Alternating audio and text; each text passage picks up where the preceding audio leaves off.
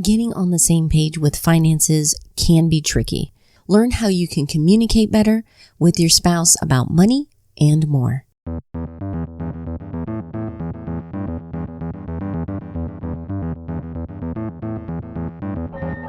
Welcome to Couple Money, a podcast focused on helping spouses get on the same page, dump their debt faster, and get on the path to financial freedom together. I'm your host, Elle Martinez. This podcast is brought to you by Coastal Credit Union. Coastal's mission is to help you live a better life by offering you a better way to bank. Learn how by visiting bankbetter.org. No one wants to have money be this source of stress in their lives. Not in a strictly financial sense where you're worried about the bills, and definitely not in your marriage. And yet it's usually listed as one of the top reasons spouses have fights. And if you have debt, it's even more of an issue. In one study with couples who carry debt, they found that 48% of those with over $50,000 of debt listed money as a stress point compared to 23% of those with less than $10,000 of debt. And it makes sense, right? The more debt you have, the more your current income is tied up to pay for it. So then couples usually want to come up with some plan to pay off their debt. But they hit a wall when it comes to making and executing a plan. There's just too much tension and blame to get things rolling. But if you listen to this podcast for a while, you've heard stories of couples who have overcome huge issues, like having massive amounts of debts, or being hit with financial infidelity, or being on the brink of bankruptcy, yet they've managed to come out stronger. How do you get there, though? Well, the key with all of these couples was that they were able to have better conversations about money and more. But it's not always easy to get started. So today, Tracy Phillips is going to share how we can communicate better. As a leadership and performance strategist, Tracy assists her clients in identifying core challenges with her unique strengths in translating both what they say and those nonverbal cues. So in this episode today, we're going to get into better understanding where our spouse is coming from with money, common mistakes couples make when talking about finances, and how to work through disagreements to diffuse a potential money fight and move forward. Let's get started.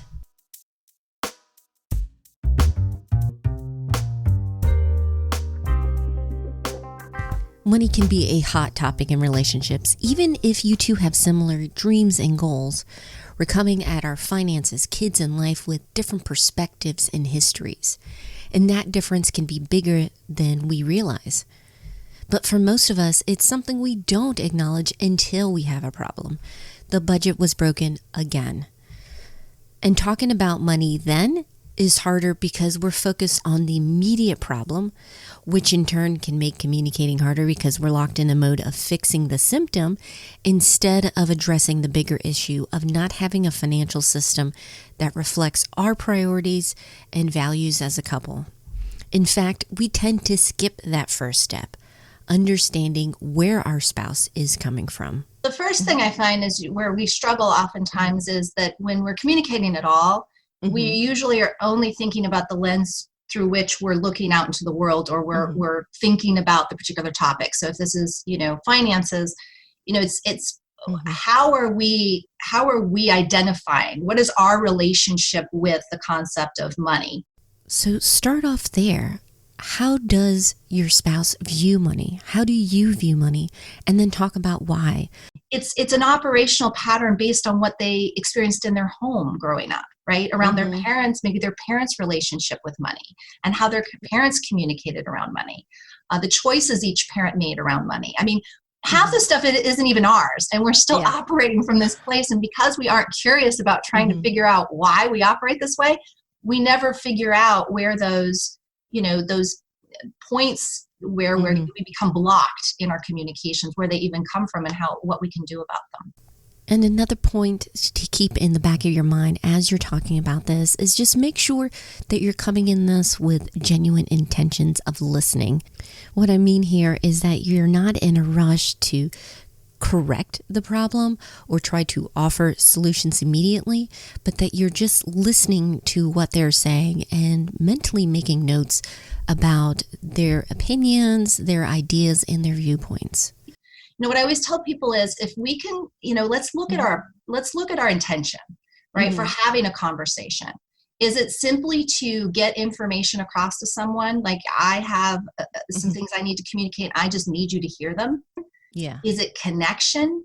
One thing I always tell people is, if it can be curiosity, not only you being curious about where their other person's coming from with this, and even if you don't agree, to just be curious about understanding where they're coming from. You don't have to like it. You don't have to agree with it. You don't have to be on the same viewpoint as it. Yeah. But if you can be curious about learning about it, you can also be curious about, well, that kind of makes me wonder why I'm coming from this particular pattern. Now, this advice sounds good, right? Trying to understand where you're coming from, but how do you actually apply it? Well, we decided to do a question from the reader mailbag. Tracy was kind enough to walk us through a situation that a community member was having. To protect her privacy, let's call her Dinah. Dinah and her husband, Oliver, are having difficulties because they're financial opposites. She's a saver. She likes to set aside money for long-term dreams and goals, but he's more interested in enjoying the now. They both find managing finances stressful, but Oliver's take is letting Dinah handle the finances. So she's struggling to find a way to budget when he's a spender that's out of the loop, which is a tough spot to be in.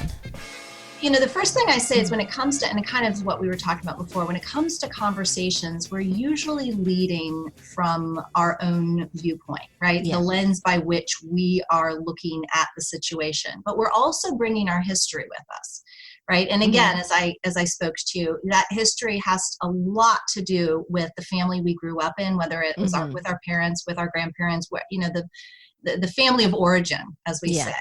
And how that family of origin operated when it came to money.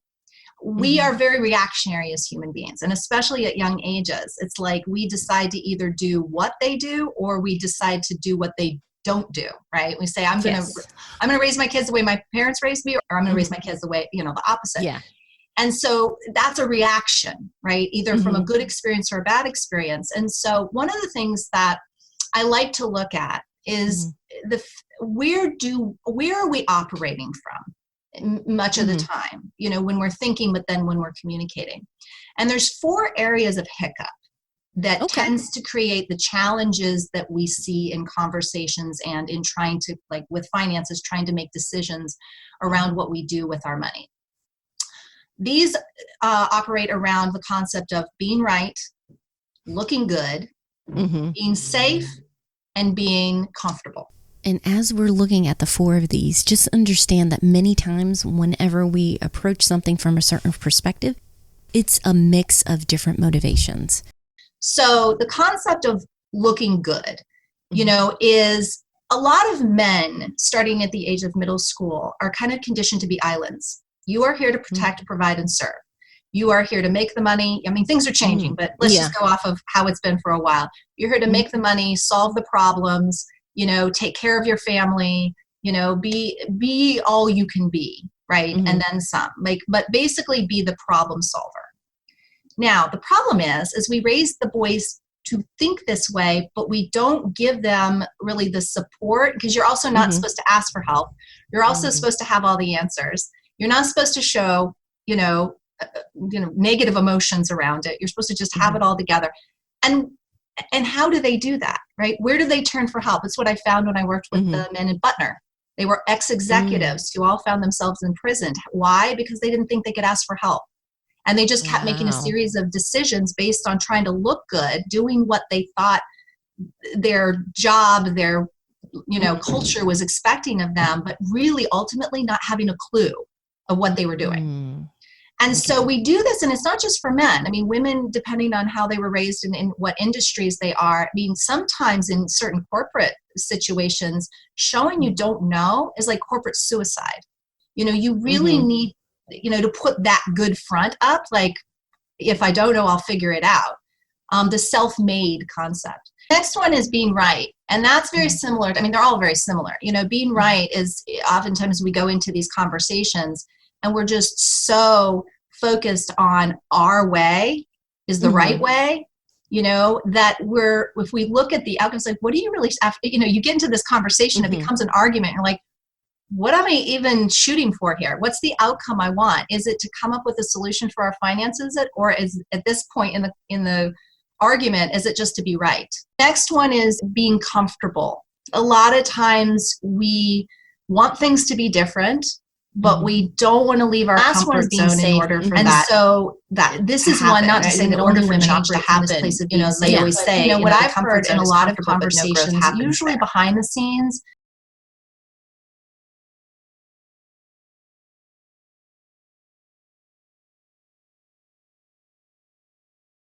I don't know if I really trust that, he does know what he's doing, or that he is fully on board, or he is fully committed, or I have this sense that maybe this isn't safe. It's going to be a dragging situation. And then if, God forbid, something bad happens, it becomes that lash out of, I told you so. So how do we get past those hurdles, start communicating better, and actually work as a team with money? Tracy has 3 key strategies to help you get unstuck. The first strategy is focusing not necessarily on what your spouse is doing or not doing, but instead how you feel based on those actions. Speak from what you're feeling, not putting it on the other person. They may have triggered you, but they can't make you feel any particular way, right? Yeah. You can state, I feel this about the situation. I feel scared. I feel confused. I feel out of my element. Using language like that is really helpful, because we can start to get out of the place of just wanting to stay comfortable, to express where we're actually coming from, and hear that in the other person as well, and not feel like we have to fix it in the moment, but just really communicate it. The second strategy that Tracy suggests when you're trying to sync up with your spouse, starting small and opening things up with a trial. Let's just try it for a week. And see how we feel. Like, I'll always use that language. Like, we're not, we don't need to change. I worked with one client a number of years ago, and he was clearly not in his zone of genius and where he wanted to be in his career. And so I was suggesting that, he go and talk to certain people. He goes, well, I'm not leaving my job. I'm like, no, we're not leaving your job. We didn't have that conversation. We're just going to try these other things. And of course, those other things ended up offering him an opportunity to go in the direction he wanted to go. But a lot of times that hard and fast shift is what we still want to be comfortable. So what baby steps can we take out of that comfort zone where we still feel relatively comfortable, but that we are taking steps in a direction of possibility that might take us where we want to go as opposed to where we are now. And then the final strategy that we talked about is leading by example. It's hard to admit when we feel scared, or when we feel uncomfortable, or we don't feel like we're the expert about a certain area, but opening up about why we feel vulnerable can also make conversations go a lot smoother. Being willing to, like I said, be vulnerable. Being willing to hear things maybe we don't want to hear about ourselves, or about the way we're looking at things or approaching things, or whatever it happens to be. Because again, it's ultimately, what is our end game? What is our intention? Is it to come to a place where we both are comfortable in our way of dealing, in this case with our finances, that both voices are heard, that we're looking for the win-win? Because if we're looking for the win-win, and both are trying to be right, or both are trying to stay comfortable, or, some version of these things, then we're probably not going to hit that end game or that final intention of coming together. I hope these tips and strategies give you guys a better idea of how you can work together on money and more.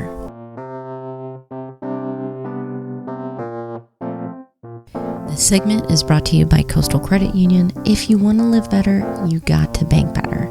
Find out how at bankbetter.org.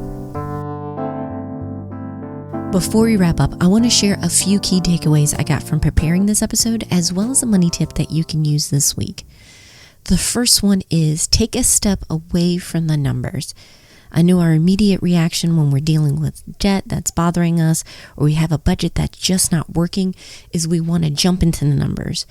But with a lot of couples, that's not going to be the best approach, because finances is simply a symptom of something else going on. And one of the best things you can do is figure out where your husband or wife, where they're coming from when it comes to handling the finances. It might not make sense to you, but when you get a better context of why they view money, maybe they see it as abundant, and so they're not as stressed out with the budget, or if they grew up and they felt like money was scarce, that they're a little more conservative and they hold on to it a little bit more. When you have that context, it's much easier to figure out a way to move forward. And that leads to the second point, which is be an attentive listener. I've been guilty of this sometimes where I'm having a conversation and I'm trying so hard to win them over that I'm not really listening. I'm actually wasting an opportunity. I'm not going to be effective, and you're not going to be effective if you're so busy focused on the outcome that you're not listening to what they're saying. What's the reason for how they're approaching their finances? How comfortable do they feel about carrying this debt? When you understand and you're genuinely curious about how they feel about something, you're more likely to have them listen to you, and that the two of you can come out with a plan that doesn't feel like a compromise, but actually reflects what's important to both of you. And finally, the money tip for this week, if you haven't already, is to have a savings account for a specific mutual goal that you have. It can be a family vacation, home renovation, whatever you want. You can open one up at your local bank or credit union, or keep the money in your general savings but have a tally on a spreadsheet. This is important because if you're both thrilled and ready to tackle this, you're going to start naturally communicating more. You're going to be thinking of ways to play to your strengths so that you can reach your goal faster. And many times, once you have those skills, a lot of couples then translate it to the other accounts, to the budget, to the savings and investing. So this is an opportunity on a small scale to work together on a common goal and then move forward with other parts of your finances. And if you want to talk about this more, how the two of you can start those conversations, if you hit a hurdle, how to overcome them, don't forget we have a free and private Facebook group called Thriving Families. We have hundreds of families in there now, and we're all about supporting each other, not just with our financial goals, but how to thrive together as families. So if you want to join, just head over to couplemoney.com/FB. We'd love to see you there.